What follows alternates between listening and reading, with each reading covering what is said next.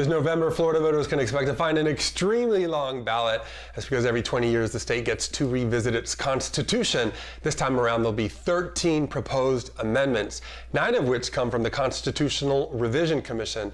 The CRC is an overwhelmingly partisan body of political appointees.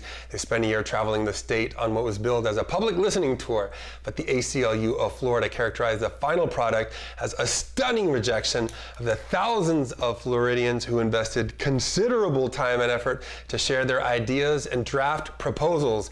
Not a whole lot of good ideas coming out of the CRC, including Proposition 8, which is being challenged in court by the League of Women Voters for being intentionally misleading.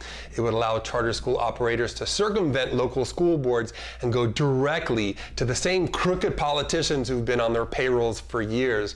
One good idea is Amendment 4, which came through a petition drive that collected over 1.1 million verified signatures.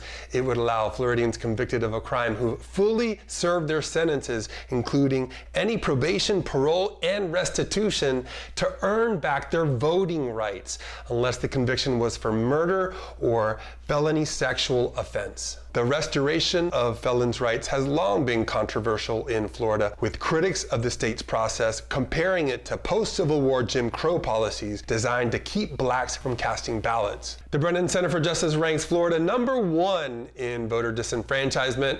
Yay, we're #1.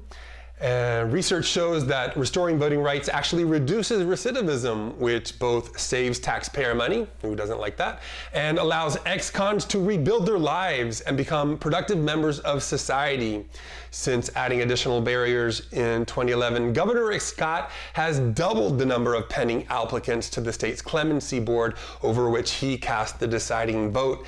As a result of his policies, now over 20% of otherwise eligible black adults can no longer vote.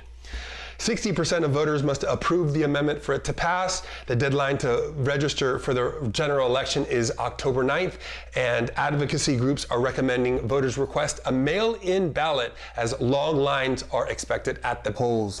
As a side note, paper ballots are unhackable by the Russians. FYI. If you found this information helpful, share it with a friend, and don't forget to click on the subscribe button.